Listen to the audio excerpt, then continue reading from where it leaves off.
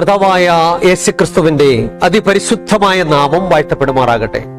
എല്ലാവർക്കും പ്രഭാത വന്ദനം അറിയിക്കുന്നു. വിശുദ്ധ ദിവസത്തിന്റെ ഈ നല്ല പ്രഭാതത്തിനായി ഞാൻ കർത്താവിന് നന്ദിയോടെ സ്തോത്രം ചെയ്യുന്നു.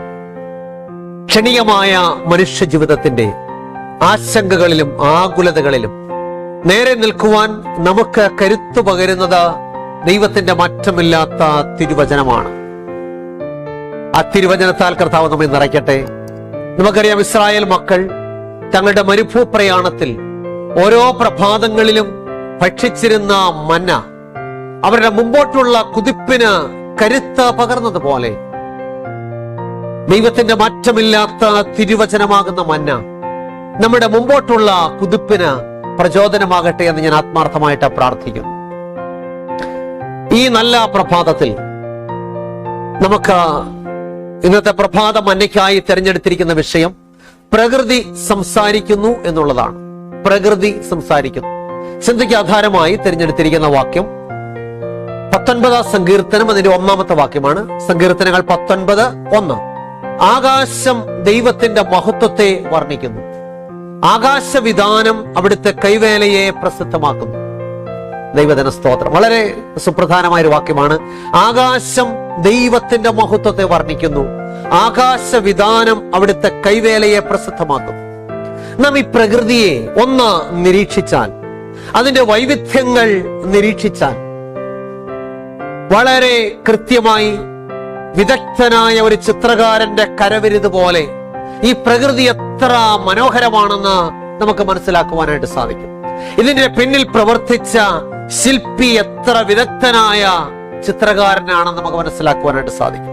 നാം ആകാശത്തിലേക്ക് നോക്കിയാലും നാം അത്ഭുതപ്പെട്ടു പോകും.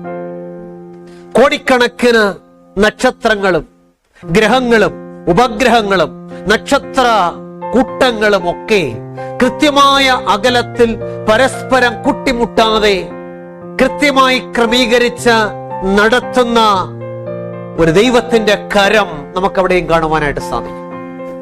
അനന്തം അജ്ഞാതം അവർണ്ണനീയം ഈ ലോകഗോളം തിരിയുന്ന മാർഗം അതിങ്കിൽ എങ്ങാണ്ടൊരിടത്തിരിക്കുന്ന മർത്യൻ കഥയെന്തു കണ്ടു എന്ന് കവി പാടിയിരിക്കുന്ന അത്ര കൃത്യമാണ്. അനന്തവും അജ്ഞാതവും അവർണ്ണനീയവുമായ ഈ ലോകഗോളത്തെ സൃഷ്ടിച്ച ഒരു ദൈവമുണ്ടെന്ന് വിശുദ്ധ വേദപുസ്തകം വ്യക്തമായിട്ട് നമ്മെ പഠിപ്പിക്കുന്നു. സൃഷ്ടിയുടെ അത്ഭുതങ്ങൾ മാത്രം നിരീക്ഷിച്ചാൽ മതി അതിന്റെ ശില്പിയെ കുറിച്ച് മനസ്സിലാക്കുവാൻ.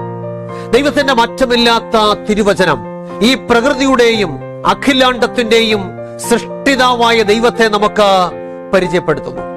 കാലാകാലങ്ങളിൽ ദൈവം തന്റെ ദാസന്മാരിലൂടെ മനുഷ്യനോട് സംസാരിച്ചതാണ് ദൈവത്തിന്റെ മാറ്റമില്ലാത്ത തിരുവചനം. തിരുവചനത്തിന്റെ ആഴങ്ങളിലേക്ക് ഇറങ്ങുന്ന ഒരുവന് നമ്മെ ഭയങ്കരവും അതിശയകരവുമായി സൃഷ്ടിച്ച ഒരു ദൈവത്തെ അവിടെ കാണുവാനായിട്ട് സാധിക്കും. നമുക്ക് ആവശ്യമായ എല്ലാ മാർഗനിർദ്ദേശങ്ങളും നൽകുന്നത് ദൈവത്തിന്റെ മാറ്റമില്ലാത്ത തിരുവചനമാണ്. പാപത്തിന്റെ കൂരിരുട്ടിൽ തപ്പിത്തടയുന്നവന് വെളിച്ചം നൽകുന്ന വിളക്കാണ് ദൈവത്തിന്റെ മാറ്റമില്ലാത്ത തിരുവചനം. പ്രതികൂലങ്ങളുടെ കയ്പ് നീർ കുടിക്കുന്നവന് അവന്റെ അണ്ണാക്കിനെ മധുരിപ്പിക്കുന്ന തേനാണ് ദൈവത്തിന്റെ മാറ്റമില്ലാത്ത തിരുവചനം.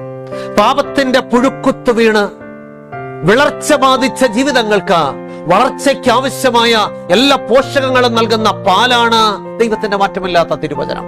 ജീവിതത്തിന്റെ പ്രതികൂലങ്ങളുടെ നെരിപ്പോടിൽ നീറിപ്പുകയുന്നവന് ആശ്വാസത്തിന്റെ കുളിർമഴയാണ് ദൈവത്തിന്റെ വചനം.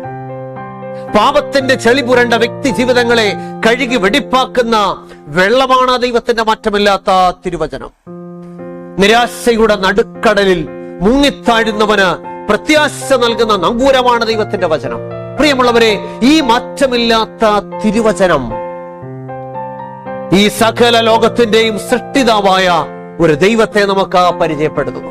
ഈ പ്രകൃതിയും ഈ പ്രകൃതിയിൽ കാണുന്ന ദൈവത്തിന്റെ സൃഷ്ടിയുമെല്ലാം ഇതിന്റെ പിന്നിൽ പ്രവർത്തിച്ച അദൃശ്യനായ ദൈവത്തിന്റെ കരം നമുക്ക് മനസ്സിലാക്കി തരുന്നു.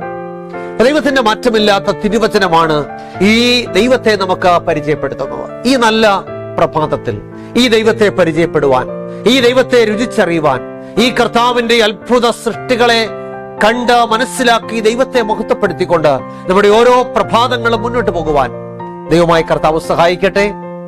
നാം കർത്താവായ യേശുക്രിസ്തു എന്ന ഈ സൃഷ്ടിതാവിനെ തിരിച്ചറിഞ്ഞ് ആ സൃഷ്ടിതാവിന്റെ നല്ല സാക്ഷികളായിട്ട് ജീവിക്കുവാൻ ദൈവം നമ്മെ കുറിച്ച് ആഗ്രഹിക്കുന്നു. ഈ നല്ല പ്രഭാതത്തിൽ അതിനായിട്ട് നമുക്ക് തീരുമാനമെടുക്കാം.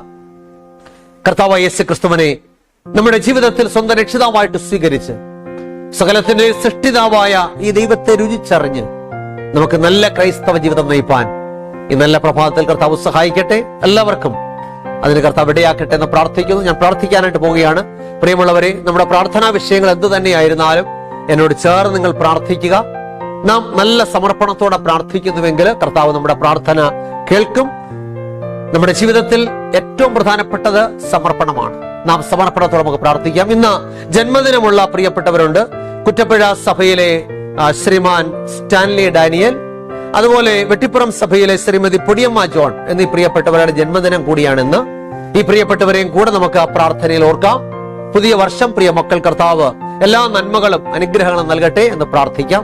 കണ്ണുകളെ അടയ്ക്കാൻ പ്രാർത്ഥിക്കാം. അടിയങ്ങളെ ആഴമായി സ്നേഹിക്കുന്ന ഞങ്ങളുടെ നല്ല ദൈവമേ, സ്വർഗ്ഗസ്ഥ പിതാവേ, കർത്താവേ, വിശുദ്ധ ദിവസത്തിന്റെ ഈ നല്ല പ്രഭാതത്തിനായിട്ട് നന്ദിയോടെ സ്തോത്രം.